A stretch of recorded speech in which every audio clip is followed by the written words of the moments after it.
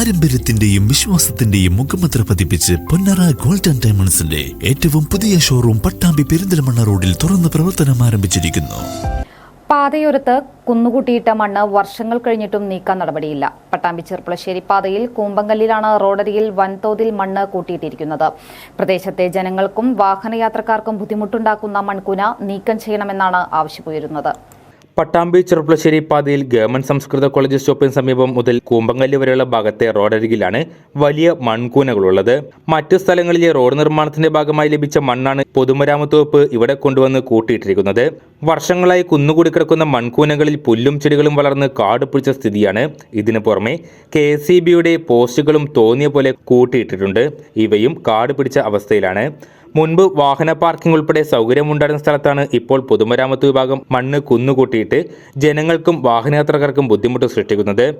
മണ്ണ് നീക്കം ചെയ്യാൻ പലതവണ ടെൻഡർ വെച്ചെങ്കിലും ആരും എടുത്തില്ല. ഇനി പൊതുലേലം ചെയ്യുകയാണ് അടുത്ത നടപടി. എന്നാൽ അതിന് ചീഫ് എഞ്ചിനീയറുടെ അടക്കമുള്ള അനുമതി വേണ്ടതുണ്ട്. മണ്ണ് നീക്കം ചെയ്യാൻ നടപടി സ്വീകരിക്കുന്നതിന് ചീഫ് എഞ്ചിനീയറെയും സർക്കാരിനെയും സമീപിക്കുമെന്ന് നഗരസഭ വൈസ് ചെയർമാൻ TP ഷാജി പറഞ്ഞു.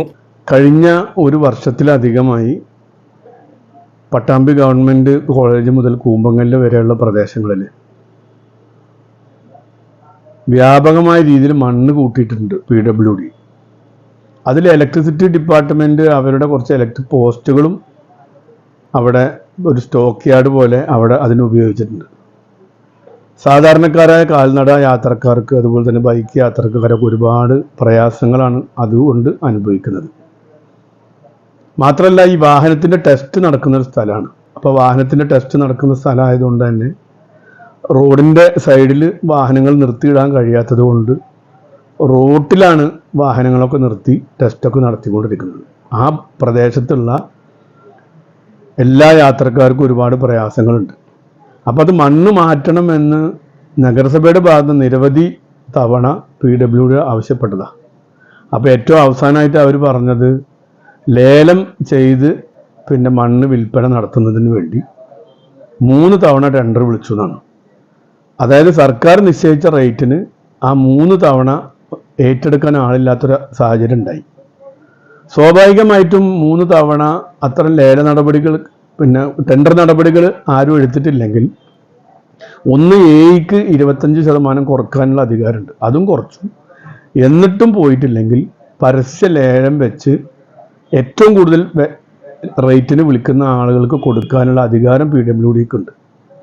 പക്ഷെ അതിന് ആവശ്യമായ ചില ഉത്തരവുകൾ മേലധികാരികളിൽ നിന്ന് ലഭിക്കാത്തത് കൊണ്ടാണ് ഈ കാലതാമസം എന്നാണ് ഷൊർണൂർ PWD ഞങ്ങളെ അറിയിച്ചിട്ടുള്ളത്.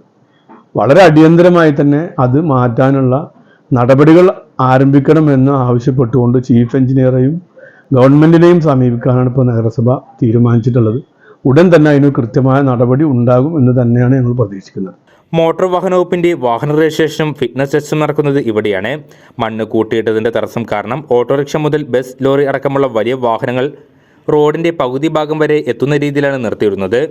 അതുകൊണ്ട് തന്നെ ഈ ദിവസങ്ങളിൽ ഇവിടെ ഗതാഗതക്കുരുക്കും രൂക്ഷമാണ്. കൂടിക്കിടക്കുന്ന മണ്ണിലെയും കൂട്ടിയിട്ടിരിക്കുന്ന ഇലക്ട്രിക് പോസ്റ്റുകളും കാട് പിടിച്ചു കിടക്കുന്നതും വിദ്യാർത്ഥികൾ അടക്കമുള്ള കാൽനടക്കാർക്ക് വലിയ ഭീഷണി സൃഷ്ടിക്കുന്നുണ്ട്.